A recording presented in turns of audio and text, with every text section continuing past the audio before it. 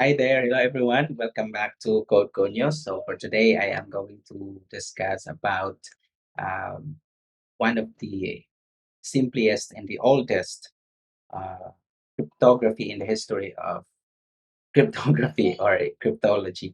So the origin of cryptography is usually dated from about 2000 BC with the Egyptian practice of hieroglyphics. This consisted of complex pictograms, which is the whole meaning of which was only known to a few elites. The first known use of a modern cipher was Julius Caesar, who did not trust his messengers when communicating with his governors and officers. For this reason, he created a system in which each character in his message or messages was replaced by a character three positions ahead of it in a Roman alphabet. Cryptography has turned into a battleground of some of the world's best mathematicians and computer scientists in recent times. Securely storing and transferring sensitive information has proved a critical factor in success in war and in business. So if you guys happen to watch the imitation game, it showcased the invention of Alan Turing, the father of computer science, on how the World War II has ended against the Germans, and uh, Germans has the Enigma encryption, which was the most secured encrypted or something like an encryption, most secured encryption, and it was deciphered and decrypted by the Alan Turing or Turing machine by Alan Turing. So that's it. You better watch that movie, The Imitation Game.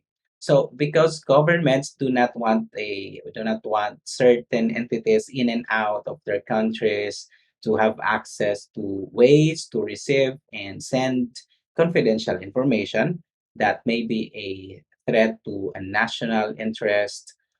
Cryptography has been subject to various restrictions in many countries, ranging from limitations of the usage and export of software to the public dissemination of mathematical concepts that could be used to develop crypto systems. However, the internet has allowed the spread of powerful programs and, more importantly, the underlying cryptography techniques.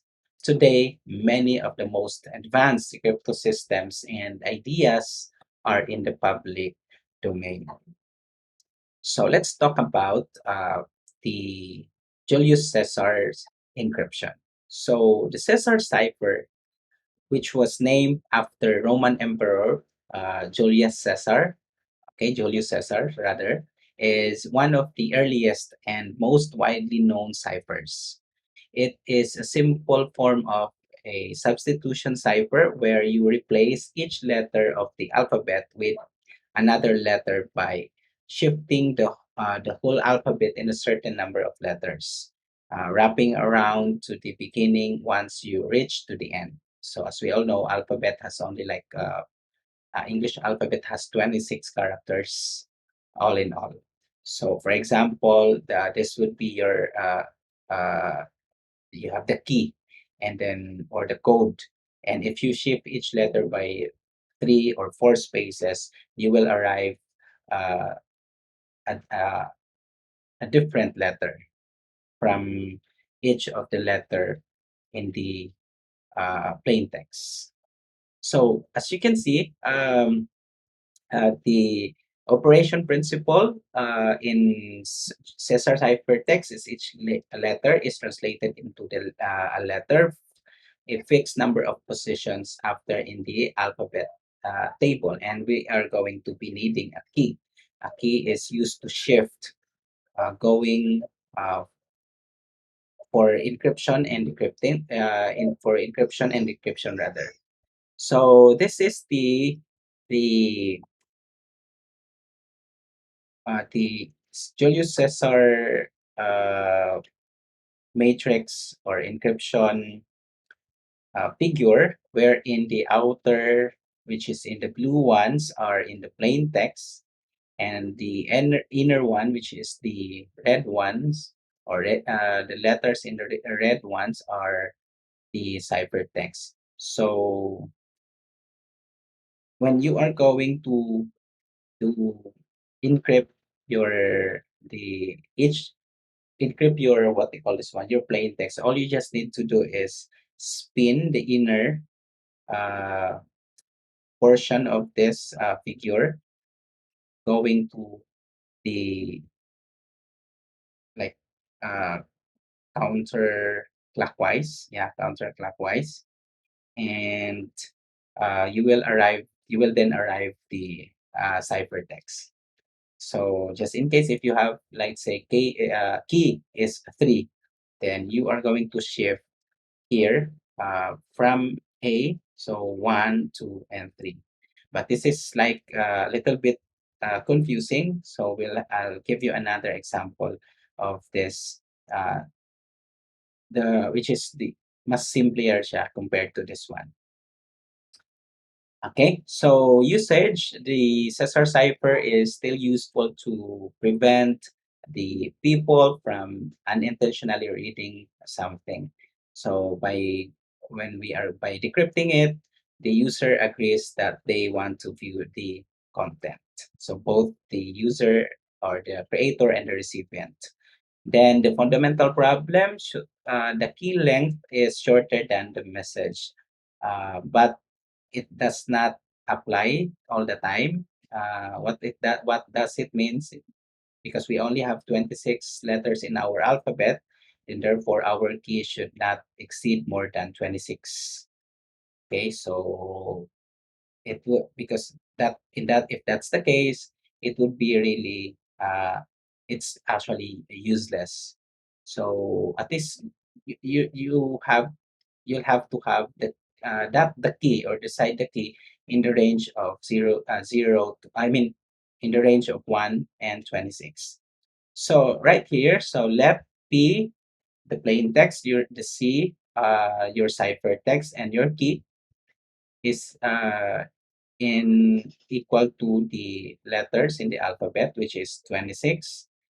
So meaning for all of the plain text, or for all the letter is of your plain text, for all the letter of your ciphertext, and the key is as defined as, if you're going to encrypt, you're just going to each letter, you're just going to add the letter, or each letter in the plain text by the key, and then by getting the modulus of 26 for each of these letter, uh, equivalent, but it will have number equivalent, and then that's the time you will get the uh, ciphertext. And then if you want to decrypt the ciphertext, then you will use the uh, ciphertext minus the key, or ciphertext value minus the key. Okay, so we're going to discuss that one further later. Okay, so we have here an example.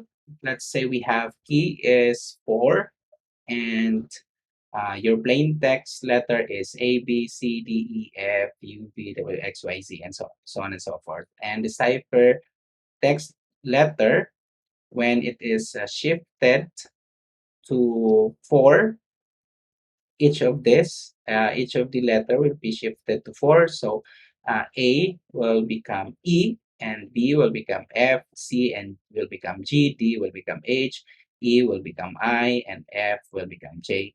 So all the rest are also shifted to by 4. Okay, hence if I have plain text Marcel Baste, this will be translated QEVXDIP FEWXI as its ciphertext.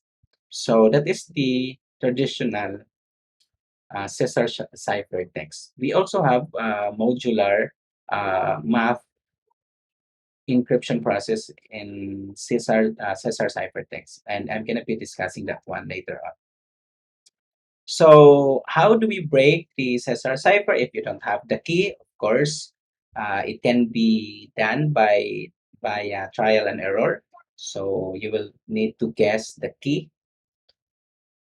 to probably in between 1 and 26, something like that. So you can do that all the time if you have all the time in the world.